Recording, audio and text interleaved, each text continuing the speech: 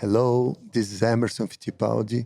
You are listening to Beyond the Grid.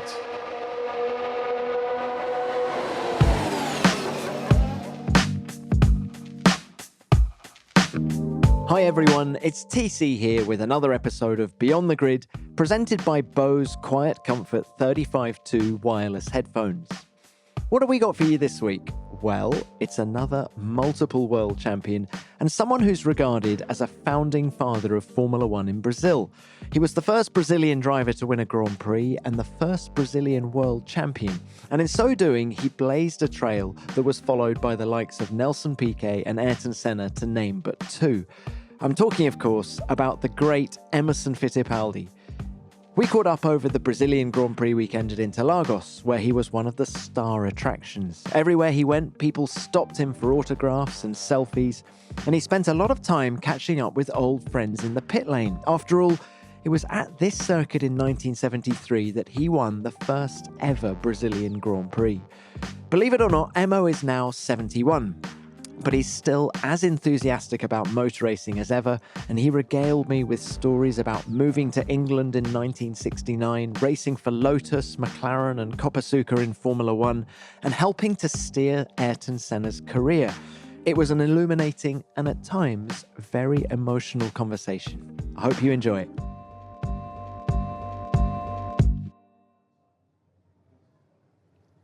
Well, Emerson, welcome to Beyond the Grid. Thank you for your time. Now, it was a phenomenal Formula One career, 144 starts, 14 wins, 2 championships. How do you reflect on it all now? You know, it's always great to be talking to you. I think it's so much a history, motor racing, Grand Prix racing, Formula One. Everything starts when I was driving Snetterton and Colin Chapman started looking, who is this young Brazilian driver driving a Lotus Formula 3 car for Jim Russell and doing well.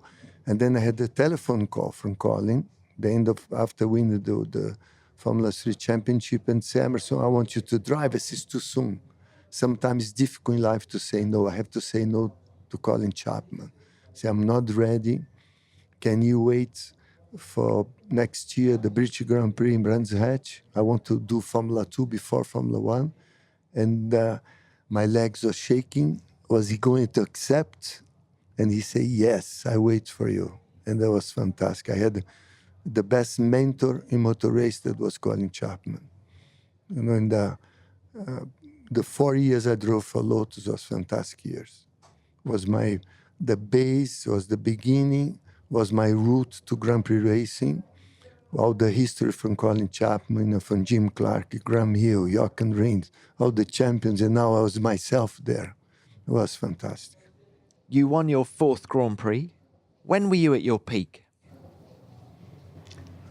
Well, I think was definitely the end of 71, a year later that I won the Grand Prix in Watkins Glen, the US Grand Prix.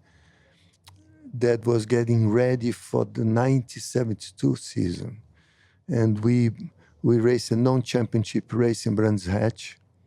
That's difficult circuit, very bumpy, a lot up and down, different characteristics of corner. And by then, the JPS Lotus 72 was incredible competitive. And then I was really driving the car, what I call a 110%.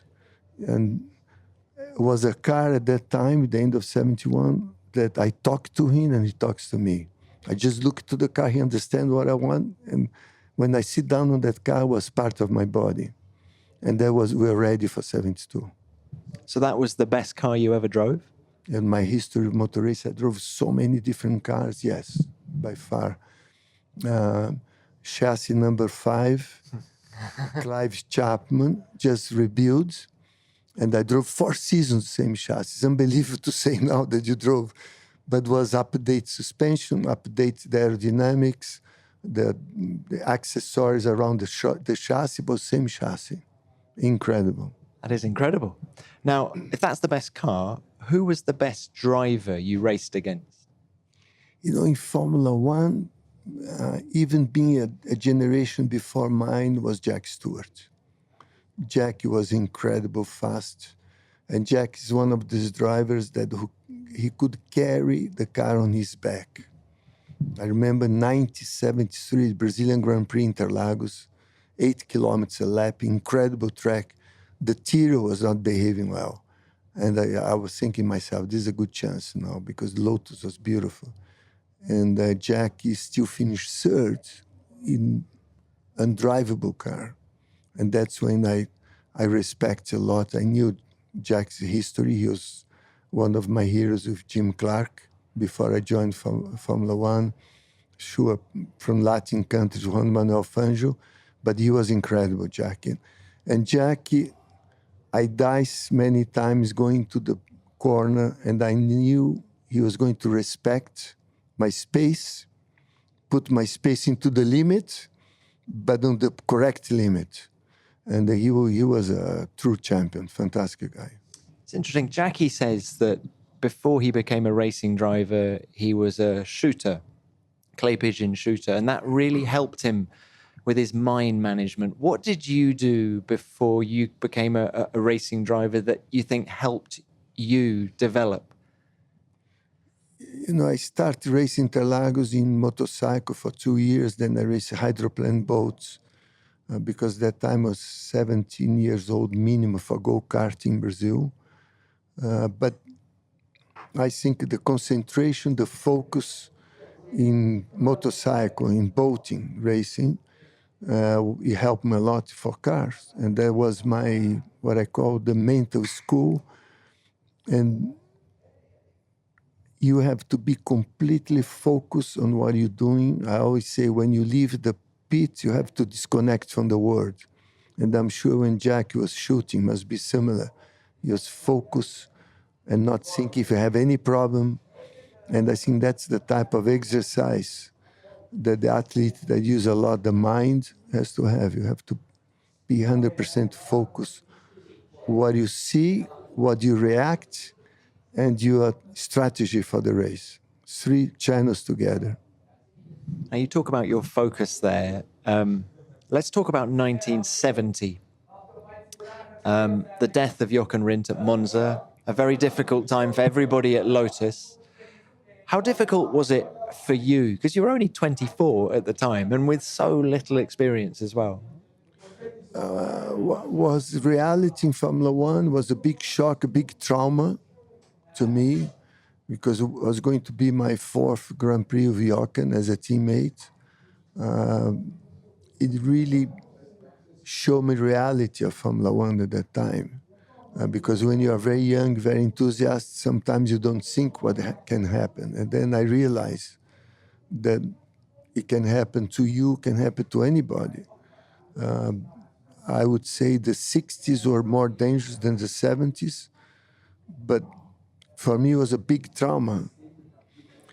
And the end of 72, Colin Chapman come to me and say, Emerson, I'm getting so close to you, I'm afraid that I can lose one day. And that was another trauma to me. And that was reality of Formula One that time. But when you leave the pit, you have to be focused on giving yourself to the sport that we love. I know that was tough, but you cannot think what happened. And they have to go focus and go for the next situation. But few times I nearly stopped at that period of time. It was very difficult. 11 Formula One drivers died during your 10-year career. How did you justify the risks in your mind? We're fighting to improve the safety, led by Jack Stewart and Joe Bonnier, Grand Prix Driver Association. I give 100% support of myself. We knew that we could improve safety, and there was what you call a risk of the sports, but there was some risk that we should not accept, like a bad ankle barrier, not the right medical assistance, not the right rescue team on the track. We're fighting against these things, and we're improving a lot. But the risk of driving fast, the racing car exists all the time. You have to accept. Sometimes when I leave home on Thursday, I was thinking, I'm going to be back Sunday or not. But when I arrived at the paddock, I was focused on going fast and try my best that I could do it. But that seems for someone who hasn't experienced that, me, it seems an extraordinary mindset. So when you arrived in a paddock, you just didn't think about it. Is that how you dealt with it? You have to disconnect, and the love, the passion for the sport. And there was a situation when I won Monza 72, the World Championship, my first World Championship. I live in Lausanne, in Switzerland. I drove, we had a big party Sunday night with all the Brazilians, the friends, Team Lotus, everybody. I drove home in the morning. I had lunch in Lausanne with my father and my brother, and I told my father, I'm retired. They looked to me and said, you're retired? I said, yes, what else I want? I left Brazil to be a Grand Prix driver. I'm a world champion. What else I want in life? And then my father looked to me because the risk, I want to retire. My father looked to me and said, I know you. You can take this decision now. But I guarantee a year from now, you're going to regret. My son, continue racing because you're going to regret your decision now. And he was right. But your father was for people who don't know, was a motorsport journalist and passionate about racing. So was he being objective enough when he was saying that? He knew myself, and he knew that I was not going to live without racing, without driving. I was only 25 years old. At that time, all the dramas that I went through from 97 to 72, there was a lot of dramas with friends that I lost. And then I said, well, I'm going to continue. I'm world champion. What else I want? And then my father gave the right advice to me. It was the right advice. 100%, because I know if I would stop, I would be frustrated. Then I want to go back and race again. And I would go back, but then you have the gap that sometimes it's difficult to go back again in racing. It's very difficult. Well, because you had sacrificed a lot, hadn't you, coming over? Can you just describe what it was like getting off the plane in 1969? You'd never left Brazil prior to that point, am I right? And you get off, is it like February 1969? We all know what the weather's like in England in February. What were you thinking as the plane arrived in, was it Gatwick, Heathrow? Gatwick. Gatwick. I remember that I was looking, England was very cloud. And then I saw some holes, I saw the grass. I said, this is the ground of Graham Hill, Jim Clark, Jack Stewart. I'm coming to England. It was like a big commemoration in my heart. I was so motivated. And then I was counting every day. And an English Brazilian friend called Jerry Cunningham picked me up at the airport on a Mini Cooper. I never saw Mini Cooper in my life. Drove to the hotel, and next morning, first thing in the morning, we went to Snetterton. When I arrived in Snetterton, and I arrived very early in Snetterton, all the club racing, all the cars warming up because it's very cold. And I hear this engine. I said, I'm on Eagle's Nest. I'm here in England. I'm going to race here. It was a dream to be in England for me. And Formula Ford at that time was the most economical way for any young driver from any part of the world to try to be competitive. And I had no idea how I was going to be compared to the European drivers, how I was going to position myself, if I was going to be competitive. It was like, where I'm coming now, looking everything around. It was a big, I was very anxious to see my performance against the European drivers. I had no comparison.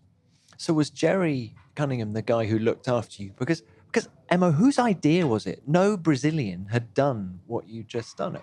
Where did this idea come from? Why didn't you just carry on racing Formula V in Brazil and have a happy life, good career in Brazil? What made you get on that plane and say, yes, I'm going to move 10,000 miles away from my family? First, England was well known as the club meetings. Every weekend in England, we have so many races, so many racetracks. I think England is one of the most developed motor race country in the world.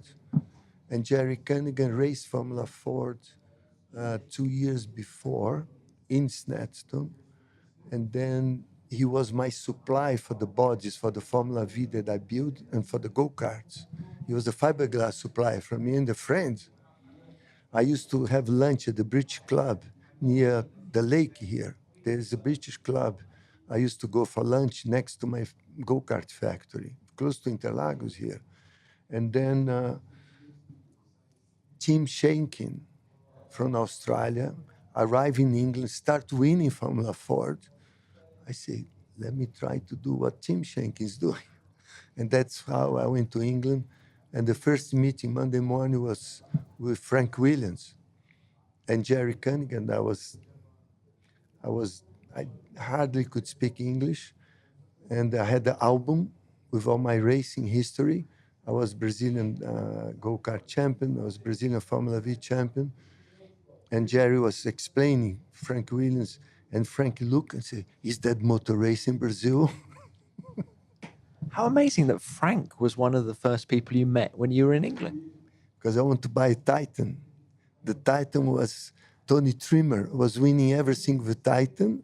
And then I said, and then Frank said, I'm sorry, the car is going to take at least 2 months to be delivered. The next Titan, I sold out everything we have. Then we went to Merlin. And I walked to the Merlin shop the same afternoon with Jerry. And there was a yellow, like the Brazilian colors, sitting there. And then we met the people from Merlin, said, well, Emerson want to buy a Formula Ford. I said, well, the guy who was going to buy this car is not going to buy, is yours. And then I just put a green stripe and there was a Brazilian Merlin. That's a fantastic story. So look, then you've already talked about your deal with Chapman to race in the British Grand Prix in 97. Just describe that moment of lining up at Brands Hatch. I think you were alongside Graham Hill on the grid. Have I got that right? You were alongside Graham, weren't you? Emotions, how did it feel? It's amazing with all the history of, that grid had Jack Brabham, Jack Stewart, Graham Hill, Jochen, Pedro Rodrigues, Brabham, Danny Hume. I was looking the grid, I said, I'm here, that's my dream. And then next to me was Graham. I could die next day, I would die very happy because I did my dream. That was my dream, to be a Grand Prix driver. Was very emotional, was tremendous pressure being Lotus, but I knew Brands Hatch well because I raced many times with Formula Ford and Formula 3. I love Brands Hatch. I feel comfortable with the track.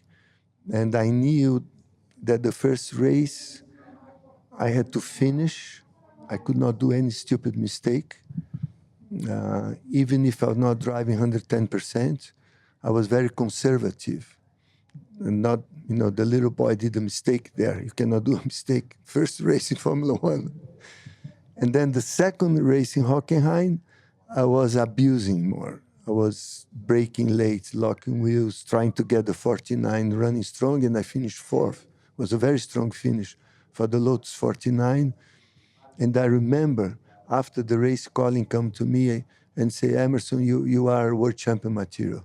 After your second race? After my second race, Colin Hockenheim, because the way I run the 49, Colin come and say, you can win the world championship, Emerson. Listen that from Colin. I used to call him Mr. Chapman and say, no, Emerson, call him, please, not Mr. Chapman. How long did you call him Mr. Chapman? Well, I started the first time I went to the office in Norwich. And when I sit down in front of Colin, my legs are shaking. This is Mr. Chapman in front of me. And he said, Emerson, call me. And then I start. After the test in Silverstone, my first Formula One test, I start calling Colin. You seem to have an amazing knowledge of Formula One back then. As you say, you've listed all the drivers you wanted to line up alongside on the grid. How did you watch Formula One back in Brazil? Was it being televised at the time, or was it? How did you keep in touch with the European motor racing world? At the airport, Congonhas Airport downtown, they had all the international magazines for racing in one newspaper place, and I used to go every month and buying. My father was complaining because it cost a lot of money to import magazines. But that's the way I follow up, only magazines. Sometimes some documentary films we had from Indianapolis and from Formula One. I used to watch documentary. They had a club in São Paulo called Auto Club. There was enthusiasts of racing. My father was a member. And every Saturday afternoon, late afternoon, we did like a movie section from Formula One and from Indy documentaries, you know, the big roll, Yeah. a very noisy machine. Okay. That's how I started love Grand Prix racing and Indy. I used to watch a lot of documentaries because of Bardal Brazil, bring from America, from the mid 50s. I was 10 years old. I remember Bill Vukovich. I mean, the traditional racing families from America. And always, when I joined Lotus, I asked Colin how was to win Indianapolis with Jimmy. And I keep asking about Jimmy, but Colin never want to talk about Jimmy. Really? He was the best driver for Colin because I'm sure when he lost Jimmy, it was a big impact in Colin. And Colin, a lot of people had the wrong image of Colin. Colin, he looks like a cold technical guy, but he had incredible heart. And when he likes a driver, I mean, he come to me and say, Emerson, I'm getting very close to you. I don't want to get more close. I mean, he suffered. Every driver he lost it a lot. What made Colin so good? He was a genius. He had intuition, reaction to the problem. He knew. We went out for dinner after practice, and he said, Emerson, describe what the car is doing on every corner. And then you would put the two fingers, start sinking, go back to the garage, change the car. Next day, the car was fast. I was lucky to work with Colin. He was a genius. He was a genius, and he was incredible, advanced ideas of technology, of aerodynamic, mainly because of his background from aircraft. And he was always very good to me, always. Did you ever and work? Hazel Chapman, too. Sure. But did you ever work with an engineer as good as Colin ever again? No, he was fantastic.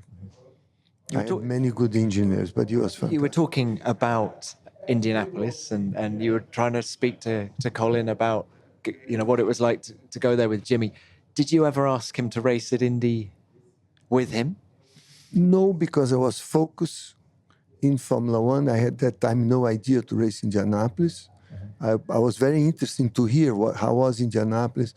And it was funny because like Jochen he did a test in Indianapolis, he crashed, and Jochen told me, that's a shit place.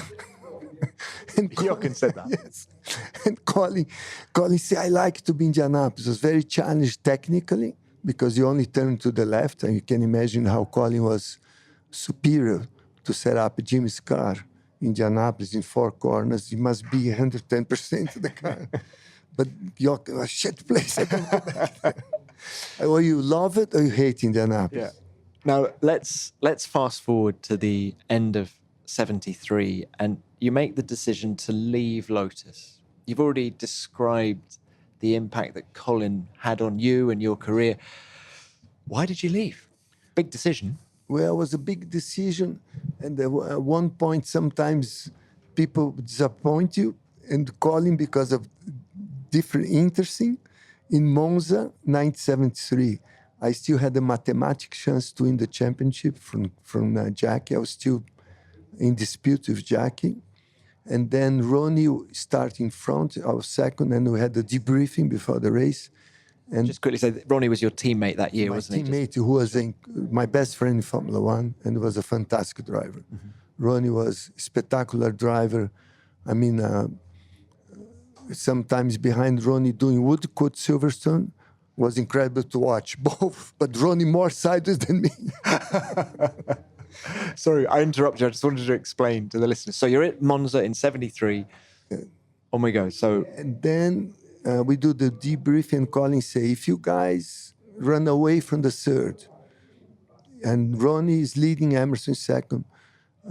We are going to give a sign, 15 laps to go, 14 laps to go, 13 laps to go, and you have to change position. And still Emerson can win the championship, can have a chance to win the championship. And comes no sign, no sign, no sign. I'm right on Ronnie's gearbox, and then I have to race Ronnie. And then we start dicing wheel to wheel. I finish with my nose right on Ronnie's gearbox. And then I was very disappointed with the race strategy. And I decide, time to leave. I'm going to another team. How did Colin explain that after the race? Well, he didn't explain. Did you ask him? Did you I confront asked him? Say, well, Emerson, I don't know if the third was close, but we are far away. And we could change position. And I was very disappointed. That was the decisive moment, was it? Yes. Okay. And then I was looking for different teams, and then Philip Morris approached. I live in Lausanne, and Philip Morris that time was with BRM. And they approached me and said, Emerson, you choose the team. It was a very difficult decision. I said, but come on, guy, we go together. I said, no, it's your decision. You choose what you want. For Philip Morris, go with you for Formula One. And then I had these three fantastic options. That's good when you have three fantastic options. Tyrrell, because Jackie retired. Brabham, Bernie was extremely competitive. And McLaren. The reason I went to McLaren because McLaren was a very young team, young people, most of them from New Zealand. They had a fantastic car. Teddy Mayer was a very good organizer of a team. It was a very small team, but I went there, I really like it. I said, we go to McLaren. I know Bernie was disappointed with me, Cantiro was disappointed because we had a long conversation. Does Bernie still remind you of that today? Yeah, Bernie, like for many years, he never forgot. Well, it wasn't a bad Not decision. just Emerson, was a Philip Morris together. We can imagine for a team. Yeah. And that's what happened to McLaren. Then we had a fantastic team in McLaren. It was everybody very enthusiastic. How good was that M23? Fast corner was an unbelievable car, better than the Lotus on fast corners, but was not consistent as the Lotus 72 from track to track. We had to work a lot on suspension with springs, dampers, geometries, but McLaren was very good on making new suspension. Gordon Koppel was the engineer for McLaren, and he was always like, the turning point 74 was Brands Hatch. I tested Brands Hatch, the car was not good. And then I told the team we have to change the geometry because over the bumps, we are losing grip on the back end. The tires are not staying on the ground the way it should stay. They developed a new geometry, we put on the Grand Prix, and was a big change to the end of the season, won the championship. But the last race, people ask, can you sleep well before a Grand Prix? Including all my Grand Prix, everything I race, Indianapolis, everything, I never have so much pressure. Watkins Glen, same points at Clay, equal points to the last race. Then there was between myself and Clay, the car was not very good in qualifying. And guess who was next to me? Clay on the Ferrari. I mean, I slept only 3.5 hours. I had butterflies on my stomach. I said, I cannot lose this championship. And then on the grid, I looked to Clay. Clay didn't want to look to me. The mechanics, the Ferrari mechanics looking to McLaren like, who is going to be the world champion? I mean, incredible pressure. Never had in my life a pressure like that. Wow, and the story ended well. Interesting thing Jackie said when I spoke to him on Beyond the Grid was Regazzoni was the only driver who ever weaved in front of him. It was at the Nürburgring. What was Clay like with you on track? Well, in that sort of situation at the Glen in 74 when there's so much at stake, were you nervous that he... Yes, I never had... Clay was a great friend, but I never have a confidence to dice, like I told you with Jackie, wheel to wheel, because he would put you in a difficult position. He would use your space, and I think he forgot that if he used my space, there is a solid object next to him.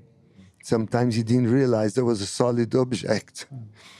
And when they started the race in Watkins Glen, going uphill, he was ahead of me. We intentionally put a very little wing on the car to be faster than McLaren on the straight. And I drafted him, I slipstreaming him. And as I was passing on the inside, at the end of the straight would be a right corner. I was getting the right line. When my nose was the mid of the Ferrari, he threw my car into the grass. And then I say, if he does it, we are going to crash. And I react, was my instinct. Because sometimes your instinct is faster and quicker than you can control yourself. And my instinct, I turned the steering wheel, I nearly hit the Ferrari on the side pod. He got like surprise. He took away the car and I passed him. And then next corner, I took ahead of him, and I won the World Championship. And after the race, I was very upset with Clay. I was going to talk to Clay, and then I say, thanks God, I won the World Championship. Well, I'm going to complain to Clay. He's going to remember forever what happened on the straight. I never talked to Clay about that. And was a situation doing or dying on the straight. And I react against him, and it was a good instinct I had. But Clay was always very risky, but was an incredible friend. Very nice outside of the cockpit, very difficult inside the cockpit. Not to say something else. Yeah, okay. Now, Emo, let's just press pause there, because you've just won your second world championship. Can you give us a snapshot of what it was like to be Emerson Fittipaldi at that time? You had everything going for you, didn't you? You were the best racing driver in the world. You had the sideburns going on. Yeah. Just what was it like? Just early 70s. You had the world at your feet. Imagine you were having an amazing time. Everything was so glamorous, so commemoration, winning the second world championship. And we called the hippie time sideburns, bell bottoms. Were you a hippie? No, I was not a hippie, but I think some of the drivers dressed like a hippie. And it was a new fashion for the world. And I was so motivated to be part of that history, to be part of that era. That was a fantastic new era. And very happy to win with McLaren, because for me it was a challenge. It was my decision to go to McLaren. And then when I won, I was twice happy because I did the right decision choosing McLaren as well. Sort of justified your decision. Justify my decision. Everybody in McLaren was very, very happy because it's first World Championship. They had a big shock trauma when they lost Bruce in Goodwood with the Cannon car. You'd only just arrived in England at that time. Had you ever met Bruce? No. I never met Bruce. Okay. I saw him racing in, I think, 1969 Race of Champions in Brands Hatch. I remember it was raining, and there was a line to get autograph from Graham Hill. I went to the line, but the line was too long, and he had to go to the track, and I lost Graham Hill's autograph. And I saw Bruce for the first time on the paddock in Brands Hatch. I was going to start racing Formula Ford.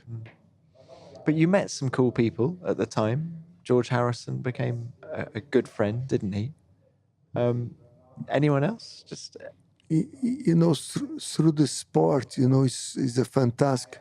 I think not just motor race, but any international sport, you can meet so many good people and make friends international. And I think I'm so grateful for the sport that I travel all over the world, incredible cities, new different cultures, meeting good people, successful people that were there. And as for sure, being one of the millions and millions of fans from the Beatles. When George come to my garage in Brands Hatch in 1972, talked to me, I said, "This is George Harrison," and he was incredible racing fans because of his background in Liverpool at Aintree. Of course. And I don't know if many people know, but his father was a bus driver from the public bus transportation in Liverpool. Sunday morning, the day of the Grand Prix, he picked up all the family, including George, and wanted to see the British Grand Prix entry, stealing Moss with the Mercedes, Fangio. He told me all the story because I asked, how you like racing, George? And it was incredible. It was before myself start liking George like racing. Yeah. He liked racing before music because he was watching Grand Prix before he started playing guitar. And that was incredible. And George was an incredible friend of motor race. He was friends of Jack Stewart, of everybody. He loves racing. And like I met David Niven, who people don't remember now, but... Have you ever read his book, The Moon's a Balloon? No. He's written a brilliant, he wrote a brilliant book. But yeah, David Niven, wow. And he used to go on Monaco and stay on my pit always, like 3 years in a row. And he had a beautiful house in Saint-Jean-Cap-Ferrat. And then before the Grand Prix, after the Grand Prix, we had dinner at his house. He was incredible. He was, to me, a real British gentleman, David Niven. And he was, one of the people who I met that was celebrity and was very nice was David Niven as well, George, David Niven, so many other people. And I'm so grateful, for motor race, for God to have this experience. I'm a person with a lot of faith, and I think God opened so many doors for my career. I only can, thanks God, my family, to be in this fantastic sport. We'll get back to the MO chat in just a moment. Now I'm gearing up for the final leg of the F1 season, currently packing my suitcase for Abu Dhabi. It's always a great weekend there, but I can't believe it's the final race of 2018 already. I probably should have learnt by now not to bother unpacking my suitcase. This season has gone by so fast, especially as it's been the first year of Beyond the Grid, the official F1 podcast. And this is episode 21, can you believe it? Thank you for sticking with us on this journey, and I hope you're enjoying the podcast as much as I am. As you know, I've had my trusty Bose QC35-2 wireless headphones with me every step of the way this season, and I found the inbuilt noise-cancelling technology a wonderful asset when listening to podcasts. There's something about the intimacy of audio that really pulls you in, and the noise cancelling only helps to immerse you even further into the stories and the world of whatever it is you're listening to. It's the perfect bedfellow for escapism. Noise off, focus on. Obviously, you're not only tied to listening to podcasts with the QC35-2s, the headphones offer up to 20 hours of battery life, and you can use that however you wish, however you like to escape, whether that's watching a film on your commute, settling in with an audiobook, or out walking with nothing but your favourite playlist for company. The latest generation of these headphones has the added benefit of being refined to give you direct access to both Amazon Alexa and Google Assistant, making that immersion into another world even smoother with just a few simple commands. Go to Bose.com for more information and see what difference a pair of Quiet Comfort 35-2 wireless headphones can make to your world. Now let's get back to a certain double world champion. It's been an amazing life, but if we just go back to the racing now, 75, you're still absolutely at the top of your game. Can you talk us through the decision to do Copasuca with your brother Wilson? How did it come about? And, it obviously didn't go as well as you'd hoped. Did you ever get offers from other teams to go back to the front of the grid? Or why did you stick with it? Well, You're trying to do a Brabham. I was end of 75. My brother already drove 1 year. We started the team because we always like to build the cars from, I used to tune my motorcycle in Brazil. We built our own go-karts, Formula View. You have the prototype. We say, why not to do a Brazilian team? And we started the Brazilian team. And then end of 75, sometimes the heart, the motion goes beyond the analytics. And It's difficult to separate when you love and you have a passion. So I'm going to do my own team. I know it's going to be tough the first 2 3 years. I knew it was going to be tough, but I didn't know it was going to be as tough as was. I was expecting to be easy, but it was very difficult. We had very good people in the beginning. Um, at that time, anytime, if you build a Formula One team, you need at least 3 4 years to get the best people behind you, because like someone want to build a new Formula One team today, how can you go on the paddock and start hiring people? Everybody who is experienced and doing well is committed with a contract, and then you start picking up people as much as you can in 2 3 years. It was a very tough situation, but the last year we had the best team, 1980. We had Harvey Poswaite as the chief engineer, and Adrian Newett as our junior engineer, aerodynamist. I had Peter Warr, who was my team manager from Lotus, and sometimes life presents you surprise that you don't expect. We had the best team because a Formula One team is made by the people behind. It doesn't matter the name of the team. If you have the right people, the team is going to succeed, and the right sponsorship. And in July, we were running with Skoll, but the Brazilian media, not the media for motor race, the newspaper, they are making joke with us. The Brazilian team is not going to go forward, it's not going to succeed. I lost Copersucar sponsorship because of that. And then I had the Skoll Brazil, that was owned by a Canadian group and the Brazilian group. And they really motivate to sponsor. And then I had Keck Rosberg as teammate. I mean, it was a very strong team. In July, you had the brand new car designed by Harvey, and Adrian was a fantastic car. First Grand Prix, Keck qualified fourth, and I think I was fifth or sixth, Hockenheim. We didn't do a lot of tests. And next week, the PR from Skoll called me and said, Emerson, I'm sorry to tell you, but the board, because of all the critics from the Brazilian press, we don't justify to carry on the team. We have to back off.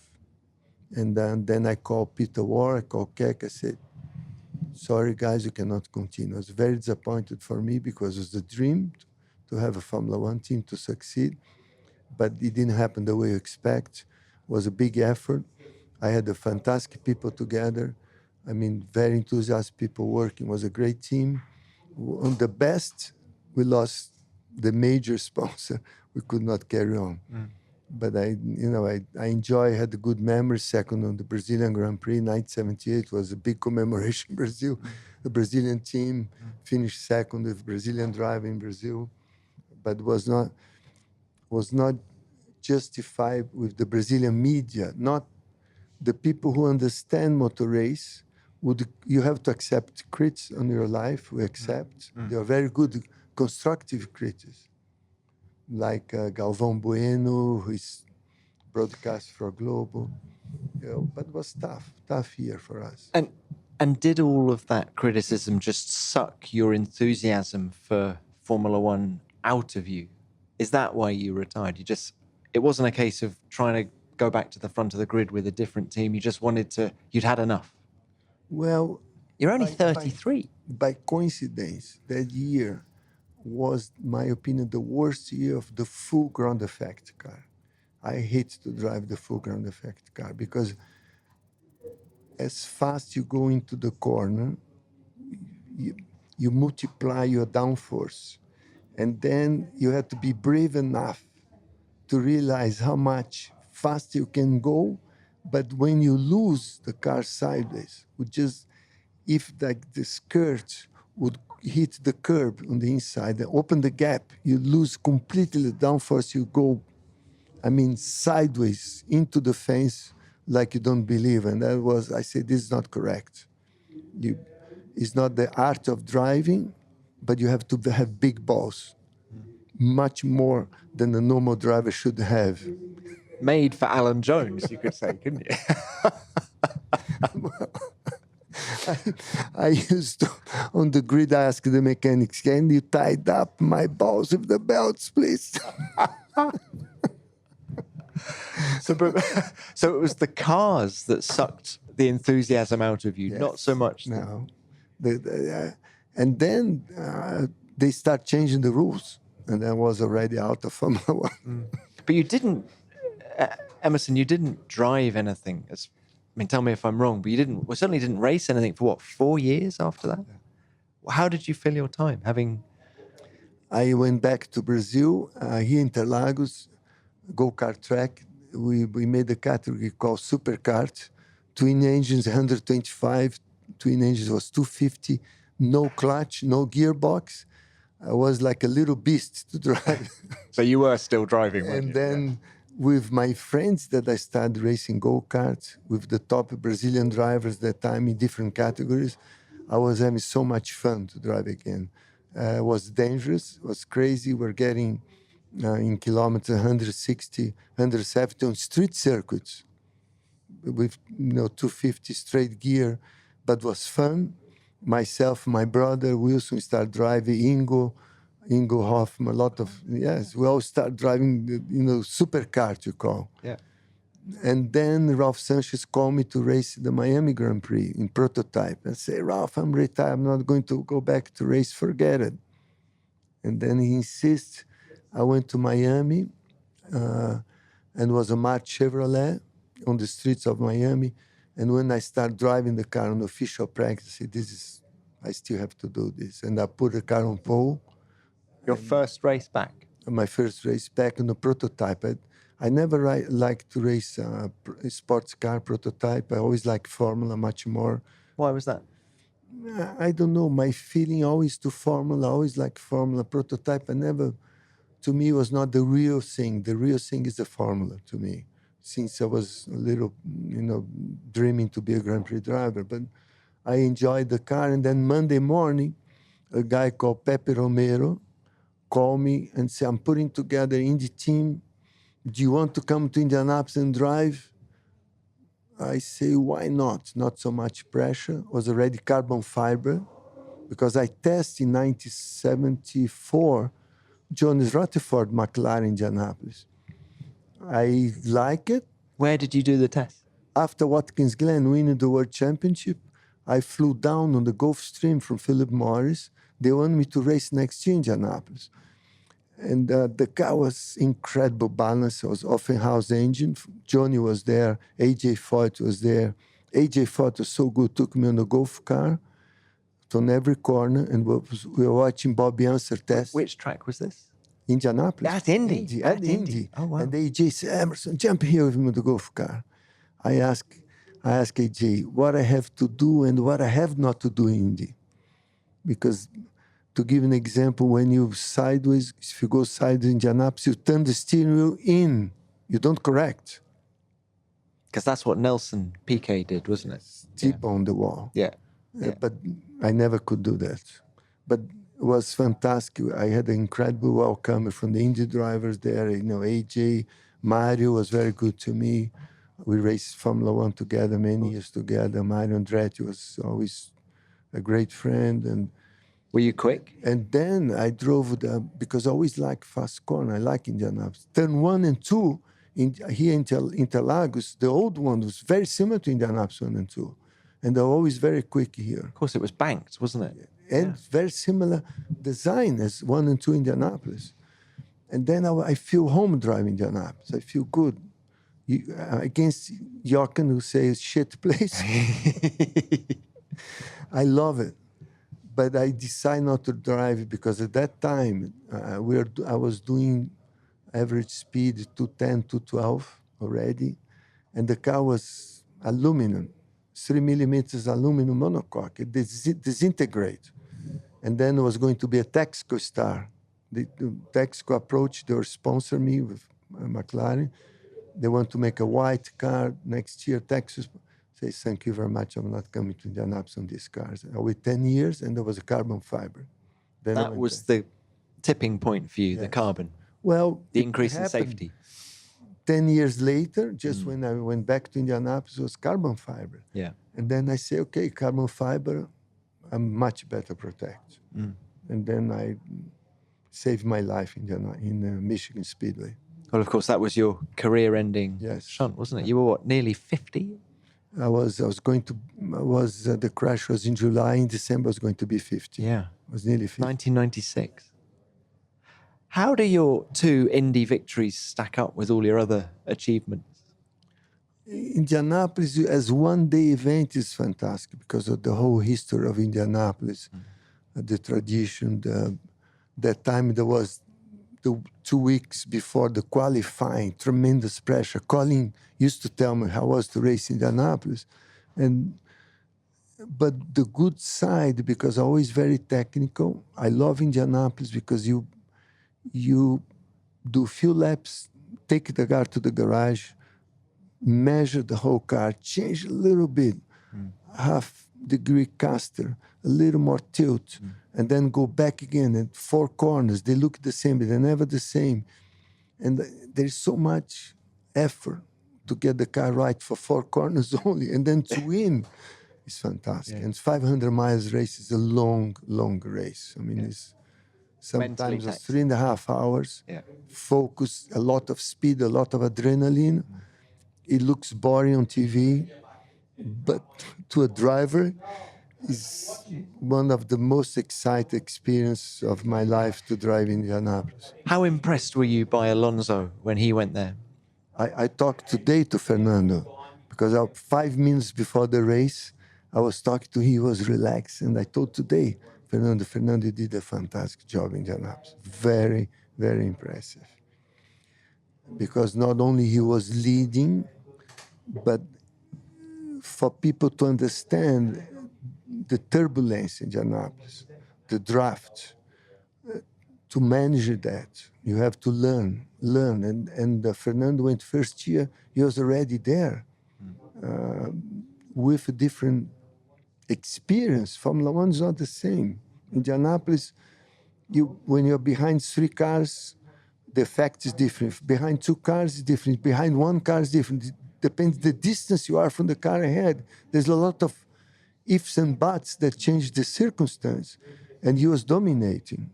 And he says he's going to race again next year. I'll be there. Okay. For sure. Now, there's another. So Alonso did a good job. Of course, Senna in December 92 tested your car, didn't he, at the Firebird, your Indy car at the Firebird Raceway. Just your memories of that day. How impressive was Senna? Well, it's a little story because I told Ayrton, you have to try my car, you have to race in Indianapolis next year. But why did you? Dinner in São Paulo. Why did you say that? November. Because Nigel was looking to go to India. So you can imagine I started the Indy 500, Nigel Mansell and Ayrton Senna. I mean, it would be incredible. And then Ayrton say, okay, I Over accept dinner? to test. Over dinner? Yes. And then I call Roger, say, Roger.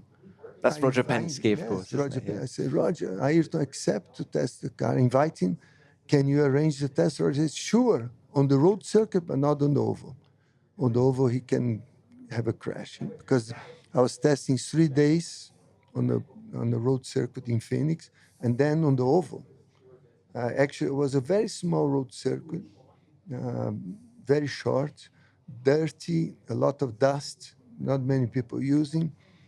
But I stayed the whole week with Ayrton. It was a fantastic experience. I was very good friend of Ayrton since he started racing karting here with his family, his father. So did he stay for the whole test?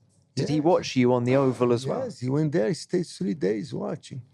And How quick was he on the road course? very quick. He was very quick, and he loved the car. He was a very positive impression about the car.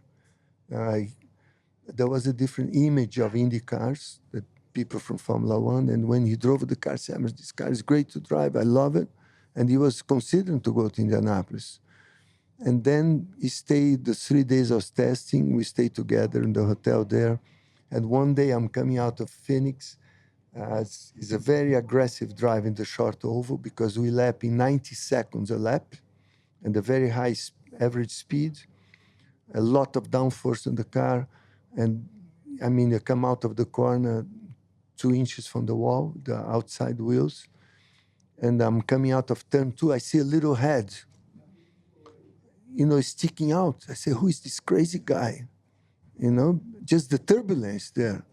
And was Ayrton. He drove the golf car, and I said, you are crazy to be there. Can you imagine? He said, Emerson, the turbulence, the noise, go close to the wall. He watched coming out of, I say, Ayrton, don't go there, please. Can you imagine if I do a stupid mistake and hit Senna on the outside wall coming out of turn two? I would regret for the rest of my life. Now, Emerson, do you think he was serious about IndyCar, or was he just winding Ron Dennis up about a contract for the next year? No, he wanted to drive Indianapolis because he knew my story. Every time I won Indianapolis, he called me. He follow up. I mean, we talk. Sometimes he comes to Miami, stay with me, and he like Indianapolis for sure. He want to race Indianapolis. He would like to race Indianapolis. And then when Ron realized was serious, he banned Ayrton. But Ayrton really won. Roger was ready to put the third car for him. Roger said, I put a car for Ayrton. Wow. It would be fantastic to have Ayrton on the team. I knew he was going to be fast. Do you think he would have been? Oh, for sure. Yeah. I mean, he would be fast. But Ayrton styling, aggressive. He would have to go what I call the American procedure, step by step to get the speed, to get used to. But I know with his talent, he would control the situation. How generous would you have been as a teammate? Would you have told him all your secrets or just some of them? No, I think to have Ayrton on my team would be so fantastic. I would be so motivated, so happy. You would have shared everything. I would share, and at Penske, would look all the setup of the car, and I would give all the advices like AJ give to me, like Mario give to me, because, in Indianapolis, if you do a mistake, could be only one mistake and never again. It's not forgiven, Indianapolis. If you do a bad mistake, Ayrton knew about the risk of racing. That's why he watched, put his head coming out of turn. So I see a little head there. That's crazy. Who is this crazy guy, But he would like to race in Indianapolis, for sure. God, it would have been amazing, wouldn't it? But of course, it all came to a very horrible end in Imola '94, didn't it? And you were a pallbearer at his funeral. How tough was that whole experience for you, given that you knew the family so well, you knew him so well? It was incredible. I was testing Michigan Speedway for Indianapolis. I was running full tanks. And then Chuck, who was the team manager, said, Emerson, your family is on the phone. Pete. And I was doing a full tank run Sunday. Had you ever been called in like that in your career? No. Never. When he say your family, I said, something serious happened to my family. Then I went down, I stopped immediately. And then my wife say, Ayrton just died in Imola. I was shocked. We stopped. I went home. And it was a big shock because Ayrton, to me, was immortal. Was someone who could not die driving a race car. I get very emotional. Even now? I used to watch my Formula One test in Interlagos. He and Milton, his father. I was testing Cooper Sucker. He finished testing karts. He came here to watch me. As a small boy? He was 14, 15 years old. It happened. Do you think please tell me to stop, but just that whole funeral, Sao Paulo came to a stop, didn't it? And to me, never would happen to Ayrton. It was not just to happen to him. Yeah. With my relationship since he was watching my testing of Cooper Sucker here in Interlagos. He always come late afternoon. When he finished go-kart testing, I call his father Milton. Big Milton is called Milton in Portuguese. He and Milton come to my pit. Ayrton watch. He was very shy. He never asked a lot of things. I always went to him to talk, and he asked, how was the test? How was this? And then in 1982, 81, we were racing I had still the Formula One team, and I told Ayrton, come with me after practice. I introduced all the Formula One teams. I said, Ayrton Senna, world champion material. And some people. You said that Yes, with Here at Ayrton. Inter- Ayrton was very shy. here at Interlagos. No, in Or was that- Zeltweg. Oh, that was his other. So you came to. And I pick up Ayrton, come with me. I went to Tiro, went to all the team managers, to the Ferrari team. So was he racing at He Zeltweg that raced week? Formula Ford, European Formula Ford. It was the 2-liter Formula Ford.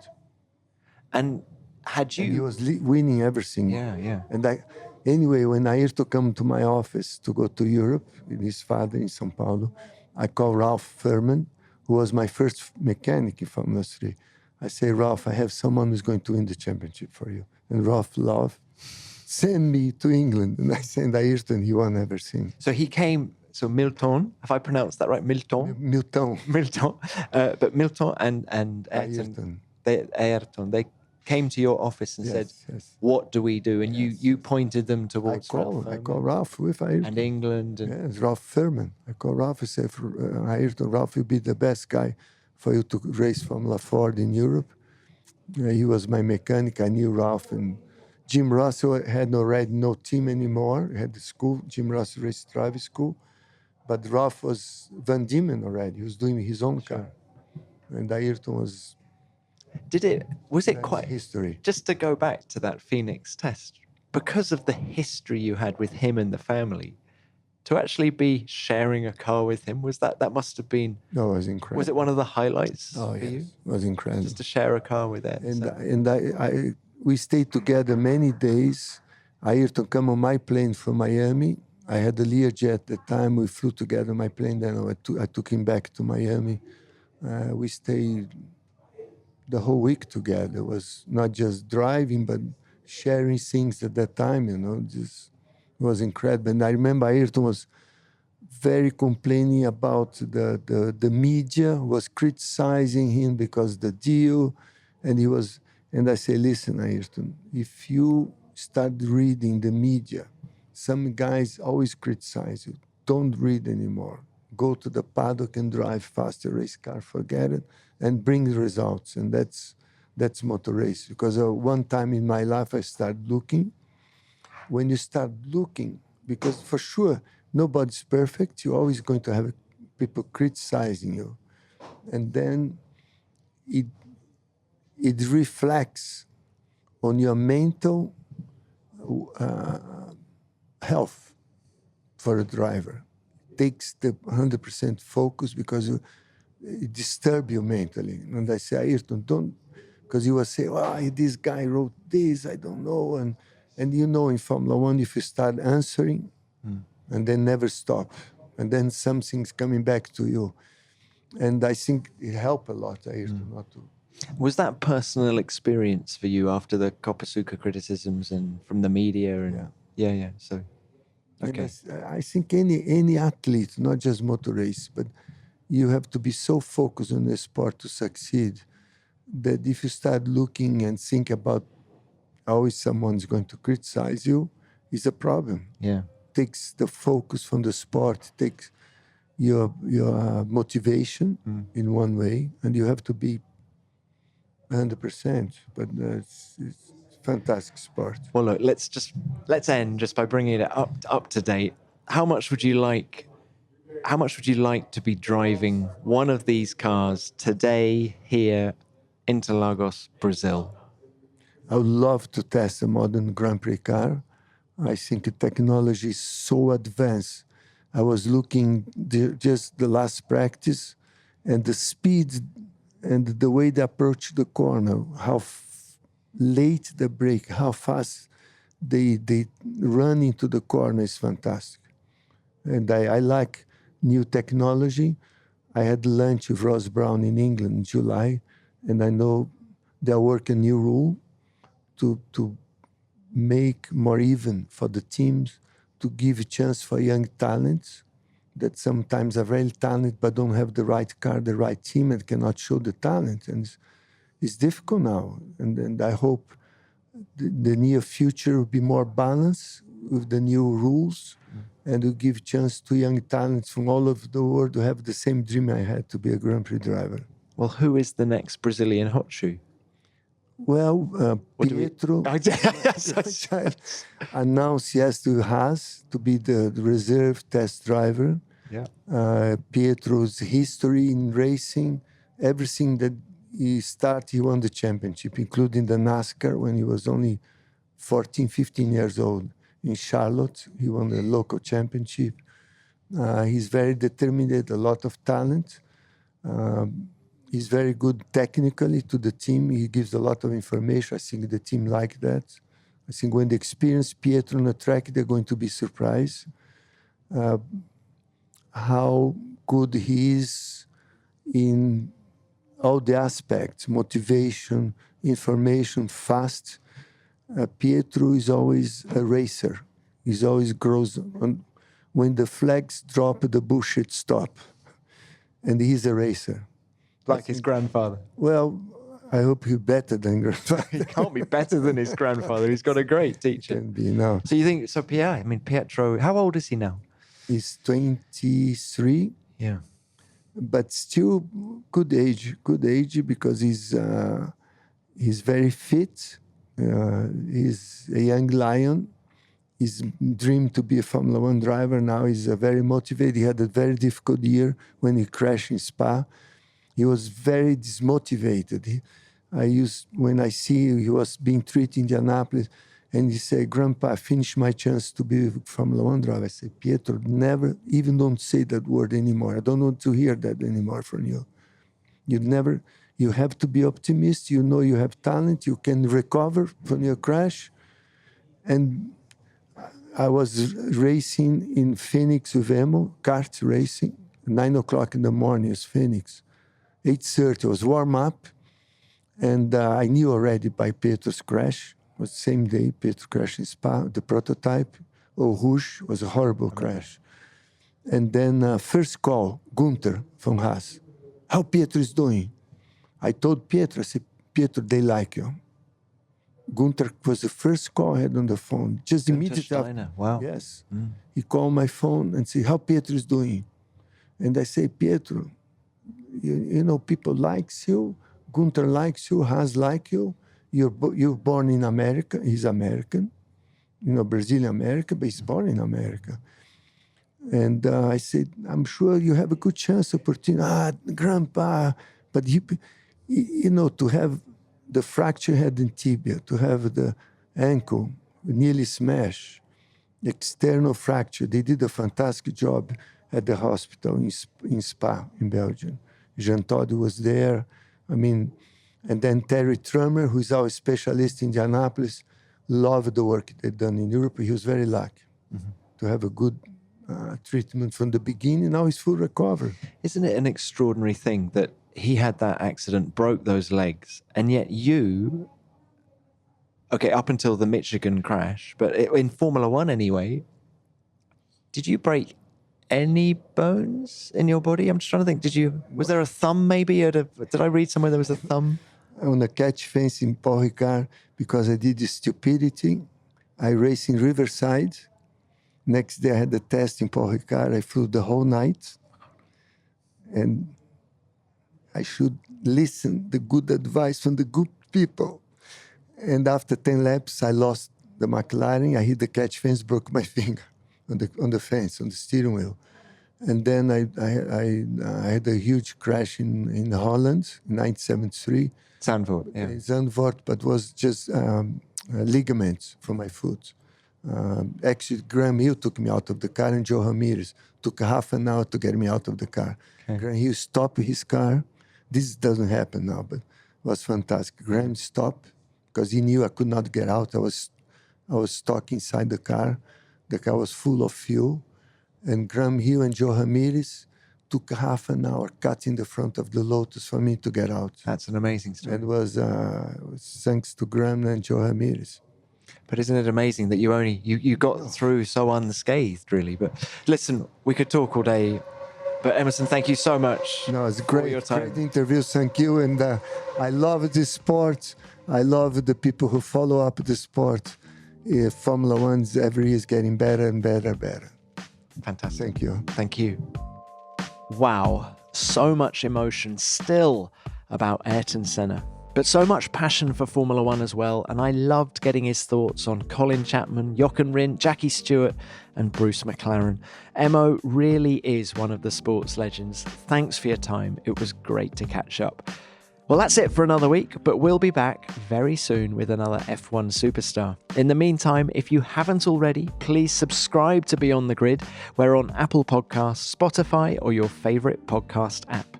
And please keep getting in touch because we love your feedback. Here's a quick shout out to Richard Thompson, who enjoyed last week's episode with Carlos Sainz. And he couldn't believe Carlos was doing Scandinavian flicks at the age of 2. Well, Richard, some people are born to do it. If you'd like to drop us a line and potentially get a shout out from yours truly, use the hashtag F1BeyondTheGrid and you can tweet me at Tom Clarkson F1. Beyond the Grid is produced by F1 in association with Audio Boom. Until next time, keep it flat out.